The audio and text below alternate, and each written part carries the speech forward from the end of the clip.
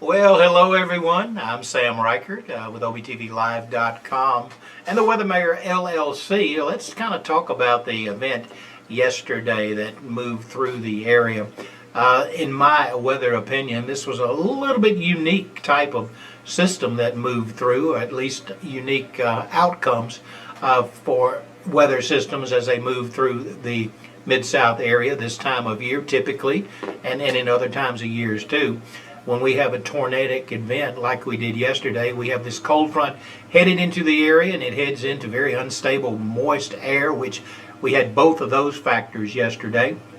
And normally, or typically, when we have those type of weather situations, we end up with a long linear line of thunderstorms moving through the area that the computer models clearly pick up on and show us, and usually they develop a consensus several hours before the event, and all of the ones I look at basically say the same thing. Now they may have a few timing issues, timing differences, but otherwise they say the same thing. That was not the case yesterday. We did have the cold front, we did have the very unstable air, but the thunderstorms developed in a very isolated nature yesterday.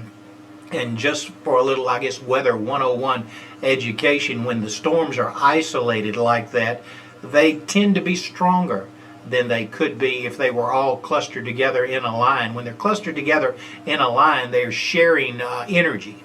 But when they're isolated like they were yesterday, all of the energy is developed into one storm, and some of the storms can end up stronger if they're isolated like that. We had 2 tornado warnings in DeSoto County yesterday evening. We had a long track tornado developed west of Little Rock, caused severe damage in North Little Rock and those suburbs, caused damage across Arkansas through Terrell and Wynn, fatalities there, caused damage into West Tennessee through Covington, Tennessee, and even a little further. That was a very long-tracked, powerful tornado on the ground, well over 100 miles or maybe even more than that. The tornado warnings that came through DeSoto County originated over in south central Arkansas and stayed together and all the way through DeSoto County and into Fayette County and southeastern Shelby County. I did not hear of any significant damage yesterday evening in DeSoto County, although I did hear of trees down, power lines down, and maybe a structure fire related to maybe a lightning strike in the Eudora area. But storms to the north of us were significantly more powerful and catastrophic. Now, on the other side of the equation, I do almost all of my dissemination of information via Facebook at my meteorologist Sam Reichert Facebook page, and yesterday about the middle of the day I posted a graphic that showed our area right here in the Mid-South being in the highest level risk zone as far as the Storm Prediction Center was concerned, a level 5 risk zone called high, and certainly that panned out to be very, very accurate. The National Weather Service had indicated 2 areas of the country as a high risk, one in our area, one up in Iowa and Illinois, and the one in Iowa and Illinois actually produced more tornado warnings than the one here did. But I posted that graphic, which was very colorful, I guess, and got the attention of people, and that graphic was shared over 2,400 times.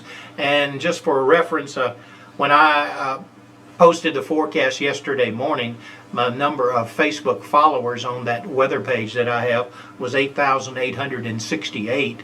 Now this morning, the number of followers are 10,371. That's an increase of 1,503 followers in a 24-hour period, which is certainly unprecedented for my weather page. That's what, 15 or 18% of the total that it grew. Now some of those will drop off over the next several weeks when they realize that I don't really talk about weather that's in their area, because I was trying to answer questions last night all the way from Hattiesburg to Hardeman County, Tennessee, over in Arkansas, and all across the Mid-South. And to be honest with you, as hectic as yesterday was, I couldn't keep up with social media. I apologize if I didn't get back to you, but at one point in time, I just was inundated with information requests and comments, and so I began to then live stream quite often overnight for two different reasons. One reason was to alert you of what was going on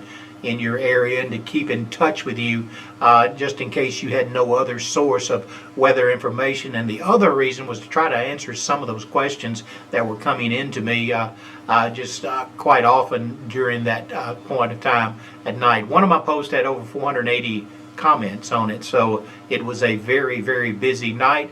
And I just want to say I appreciate your support, and I appreciate your consideration of the busyness of my operation during those busy times. As I said yesterday, I think was a rather unique weather situation here in the Mid-South, one that I don't recall actually occurring anytime in the not too distant past. Anyway, I'm Sam Reichert. Hey, thanks for watching.